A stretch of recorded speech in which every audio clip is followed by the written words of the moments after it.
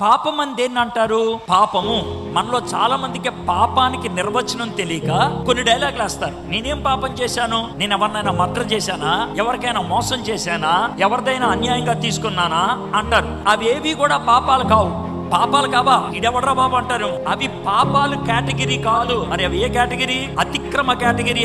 అది రెండో స్థాయి. పాపం మొదటి స్థాయి. నువ్వు రెండో స్థాయిలోకి వెళ్ళి మొదటి స్థాయి విషయాల గురించి మాట్లాడతావే. పాపం అంటే ఏంటో మీకు చెప్తా. పాపం అంటే ఏది చెయ్యాలని నీకు తెలుసో అది చెయ్యకపోతే పాపం. మీకు స్కూల్ భాషలో చెప్తా. హోంవర్క్ చేయమన్నారు, చెయ్యకపోతే పాపం. పరీక్షల్లో కాపీ కొట్టద్దన్నారు, కొడితే అతిక్రమం. అర్థమైంది కదండి? ఇది చెయ్యమన్నది చేయటం, అది చెయ్యొద్దన్నదని చేయటం. నీకు అర్థమైంది కదా? చెయ్యమన్నది బైబిల్ చదవమన్నాడు దేవుడు, చదువుతున్నారా? ప్రార్థన చేయమన్నాడు దేవుడు, చేస్తున్నారా? ఆయనతో సహవాసం కలిగి ఉండమన్నారు, ఉంటున్నావా? ఇవి మనకు తెలీదా? తెలిసిన వాటి గురించే మాట్లాడుతున్నా.